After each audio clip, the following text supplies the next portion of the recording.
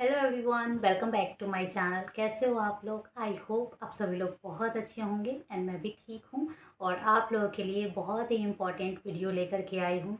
I hope आप लोगों को ये वीडियो पसंद आएगा और वीडियो को पूरा देखिएगा, पूरा समझिएगा। और अगर वीडियो पसंद आएगा तो प्लीज़ वीडियो को लाइक कर दीजिएगा, चैनल को सब्सक्राइब कर लीजिएगा, ताकि इसी तरह अपने भाषा में जैसे आप अपने फैमिली से कुछ बात करते हैं, अपनी फ्रेंड से कुछ बात करते हैं, अपनी बहन से कुछ बात करते हैं और अपने भाषा में आपको समझने के लिए मिलता है कोई भी बात, उसी तरह का वीडियो आप लोगों को मिलेगा। तो चैनल को सब्सक्राइब जरूर कर लीजिए। तो जिनकी नई नई शादी हुई है और वो भी प्रेगनेंसी नहीं चाहते हैं, तो वो प्रेगनेंसी से कैसे बचे, उनको कैसे पता चलेगा कि कब वो रिलेशन ना बनाए और प्रेगनेंसी से बच जाए। तो एक तो ये हो गया कि जिनकी नई शादी हुई है और वो प्रेगनेंसी से बचना चाहते हैं। दूसरा ये कि जिनकी ज़्यादा दिन शादी हो चुका है और वो प्रेग्नेंट होना चाहते हैं, वो प्रेगनेंसी प्लान करना चाहते हैं और वो प्रेग्नेंट नहीं हो पा रहे हैं, तो वो कैसे प्रेग्नेंट हो। दोनों के लिए दो सवाल और एक जवाब है। तो सबसे इन दोनों का जवाब ये है कि हमारा जो पीरियड साइकिल होता है उसमें ओव्यूलेशन पीरियड आता है। उसी ओव्यूलेशन पीरियड के दौरान अगर हम रिलेशन बनाते हैं तो प्रेगनेंसी ठहरती है, और अगर हम रिलेशन बनाना अवॉइड करते हैं तो प्रेगनेंसी नहीं ठहरती है। तो अब बात ये है कि हम कैसे जानेंगे कि हमारा ओव्यूलेशन पीरियड कब है, मतलब किस डेट को हमारा ओव्यूलेशन पीरियड आता है। तो हाँ, कैसे ये हम जानेंगे? सबका पीरियड अलग अलग होता है। किसी का 28 दिन का पीरियड होता है, किसी का 30 दिन का होता है, किसी का 32 दिन का, 34 दिन का, अलग अलग सबका पीरियड होता है। तो सबसे पहले तो हमारा जो पीरियड डेट है, पीरियड का जो ड्यूरेशन है वो कितने दिन का है, वो हम कैसे जानेंगे?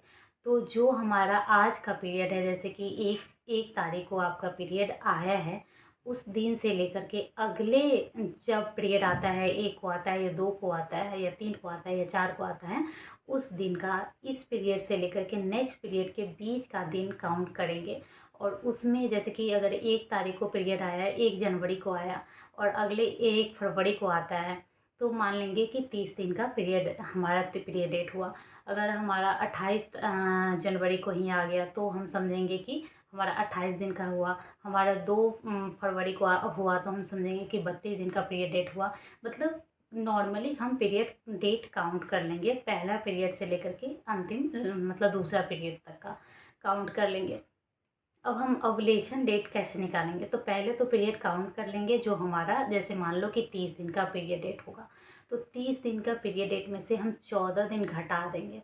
14 दिन घटा देंगे तो जितना भी दिन आएगा उतना दिन से लेकर के 5 दिन तक हम रिलेशन बनाएंगे अगर हमको प्रेगनेंसी चाहिए।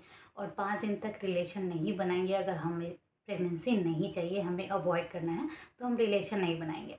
दूसरी बात ये है कि सिंपल सी बात है, आप इतना ना करो कि इतना जोड़ो इतना घटाओ, इसमें कन्फ्यूजन हो सकता है और आपको ना पता कहीं चले कि हमारा ओव्यूलेशन डेट कौन सा हुआ, अच्छे से काउंट नहीं हो पाया या फिर आपको ना पता चले। तो सबसे अच्छा, जो सबसे आसान तरीका है, अगर आप प्रेगनेंसी नहीं चाहती हैं, आप न्यूली मैरिड हैं, तो नॉर्मल सी बात है, जैसे आपका जो पीरियड होता है, पीरियड डेट से 5 या 7 डेज़ तक तो आप वैसे भी अवॉइड करते हैं। उससे लेकर के 7 दिन के बाद से लेकर के 11 दिन तक आप रिलेशन बना सकते हैं। लेकिन 11 दिन से लेकर के 19 दिन के बीच में अगर आप रिलेशन अवॉइड करें, या अवॉइड तो लोग नहीं करते हैं, हो सकता है तो आप सेफ्टी यूज करें और उसके बाद आप मतलब कि इस चीज़ को अवॉइड कर सकते हैं, प्रेगनेंसी अवॉइड कर सकते हैं।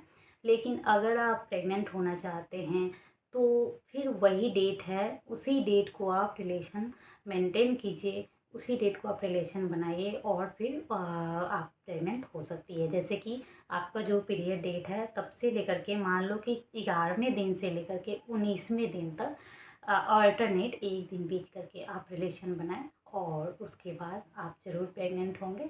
और उसके बाद कमेंट करके ज़रूर बताइएगा कि आपको वीडियो हमारा कैसा लगा। अगर अच्छा लगता हो तो प्लीज़ लाइक कर दीजिएगा। चलिए मिलते हैं इसी तरह के वीडियो में, इसी तरह का नॉलेज लेकर के मैं आऊँगी। और अगर आप लोगों को वीडियो अच्छा लगता है तो प्लीज़ वीडियो को लाइक कर दीजिएगा।